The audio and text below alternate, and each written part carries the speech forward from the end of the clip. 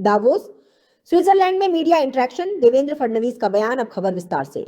महाराष्ट्र के मुख्यमंत्री देवेंद्र फडणवीस ने दावोस स्विट्जरलैंड में विश्व आर्थिक मंच वीएफ 2026 के दौरान मीडिया से बातचीत की। इस दौरान उन्होंने मैग्नेटिक महाराष्ट्र की अवधारणा पर जोर दिया और राज्य के $1 ट्रिलियन अर्थव्यवस्था लक्ष्य को हासिल करने के लिए विदेशी निवेश को आकर्षित करने की बात कही। मुख्यमंत्री फडणवीस का बयान। फडणवीस ने कहा कि महाराष्ट्र की समृद्धि उसकी सांस्कृतिक परंपराओं में निहित है, विशेष रूप से वारकरी परंपरा। उन्होंने कहा कि ये परंपरा महाराष्ट्र को ऐतिहासिक आक्रमणों के दौरान भी लचीला बनाए रखा है। उन्होंने महानाराई कनेक्ट नामक एक मंच की शुरुआत की घोषणा की, जो वैश्विक मराठी समुदाय को एकजुट करने के लिए है। दावोस में फडणवीस का स्वागत। फडणवीस का दावोस पहुंचने पर मराठी समुदाय ने पारंपरिक तरीके से स्वागत किया। उन्हें स्वागत देवाभाऊ के बैनर के साथ फूलमालाओं और नारों के साथ अभिनंदन किया गया। स्विट्जरलैंड में भारत के राजदूत मृदुल कुमार ने भी उनका औपचारिक स्वागत किया। फडणवीस का उद्देश्य फडणवीस का दावोस दौरा महाराष्ट्र को एक प्रमुख निवेश गंतव्य के रूप में स्थापित करने के लिए है।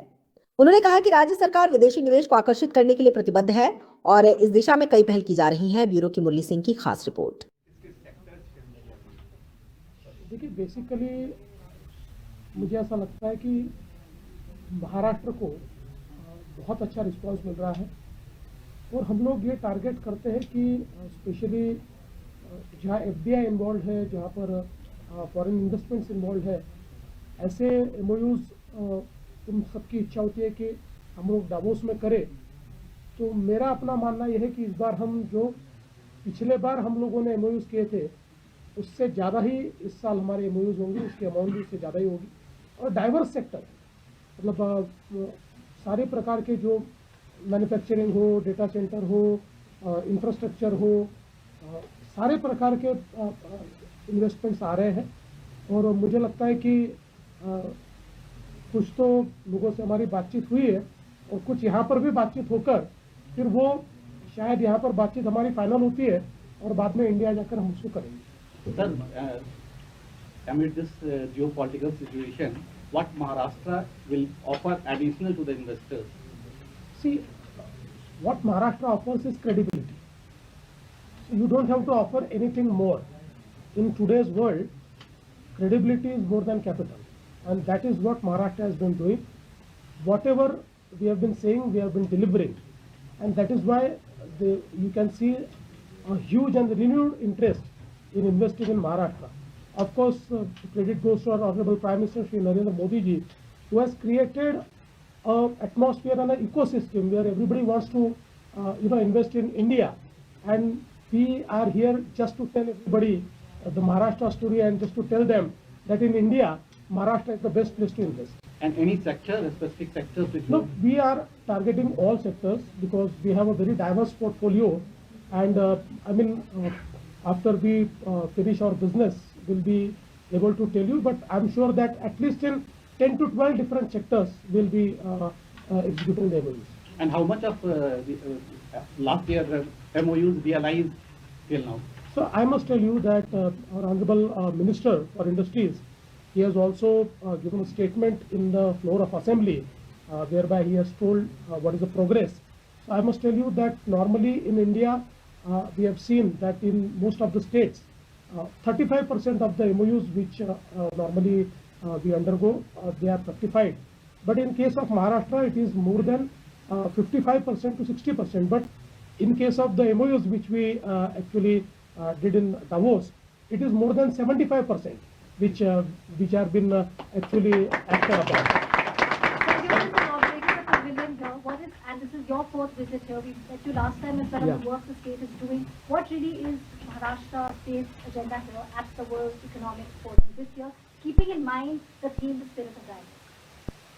See, I think today we are in a connected world, and India and of course Maharashtra is a place which is a land of opportunities. We are here to showcase those opportunities. Ultimately, this is a place where you have to be relevant. We are here to show that we are relevant. We are the place for investment, and I'm sure that we'll stay connected to the people. We'll try that the businesses also meet through us. So we are a gateway for Indian businesses to meet their foreign counterparts, and I'm absolutely sure that at the end of the day, we'll be very successful. Sir, BMC में भी आपको एक शानदार जीत मिली है, तो क्या waste से भी बॉम्बे के लिए, मुंबई के लिए कुछ स्पेशल एमओयूज हो सकते हैं जो मुंबई इंफ्रास्ट्रक्चर के लिए हैं? बिल्कुल होने वाले हैं, और विशेष रूप से हम जो तीसरी मुंबई तैयार कर रहे हैं, उस तीसरी मुंबई के लिए बहुत बड़े पैमाने पर हम लोग निवेश देख रहे हैं, क्योंकि आज स्पेशली जो इंटरनेशनल फंड्स हैं, वो फंड्स भारत की ओर निवेश के लिए एक बहुत ही महत्वपूर्ण डेस्टिनेशन के रूप में भारत को देख रहे हैं। और आज हमारे पास वो अपॉर्चुनिटी, क्योंकि हमने जो इंफ्रास्ट्रक्चर तैयार किया है, और स्पेशली जो न्यू मुंबई का एयरपोर्ट है, हमारा अटल सेतु है, और बाकी जो इंफ्रास्ट्रक्चर तैयार किया है, उससे एक बहुत बड़ा अर्बन एग्लोमरेशन तैयार हो रहा है। मतलब मैं अगर कहूँ तो करीब 675 स्क्वायर किलोमीटर का एक पूरा एरिया ये ओपन अप हुआ है, जहाँ पर हम लोग एक प्रकार से नई मुंबई बसाना चाहते हैं। वहाँ हम लोग एजू सिटी तैयार कर रहे हैं, वहाँ हम मेडी सिटी तैयार कर रहे हैं, हम स्पोर्ट्स सिटी तैयार कर रहे हैं, वहाँ हम इनोवेशन सिटी तैयार कर रहे हैं, वहाँ जीसीसी सिटी तैयार कर रहे हैं। तो मुझे ऐसा लगता है कि थीम बेस्ड ऐसा एक बहुत हमारा अप्रोच बड़ा है, कि जिसमें बहुत निवेश भी आएगा और बहुत अच्छे हाई पेड जॉब्स भी वहाँ पर तैयार होंगे। सर जिस तरह से कंपटीशन है और जिस तरह से अलग अलग टैरिफ और यहाँ पे वॉर हो रहे हो, तो उस एंगल से आप इंफ्रास्ट्रक्चर या मैन्युफैक्चरिंग सेक्टर के लिए किस तरह से देखते हैं? देखिए, पहली बात तो अगर आप बात करेंगे कि अलग अलग जो भारत के स्टेट्स हैं, तो उसमें मुझे ऐसा लगता है कि बहुत हेल्दी कंपटीशन है, और कोई भी यहाँ पर आकर अगर सक्सेसफुल होता है तो हमारे लिए वो बहुत हर्ष की बात है, क्योंकि अल्टीमेटली इन्वेस्टमेंट भारत में ही आनी चाहिए, ये हमारा पहला गोल है।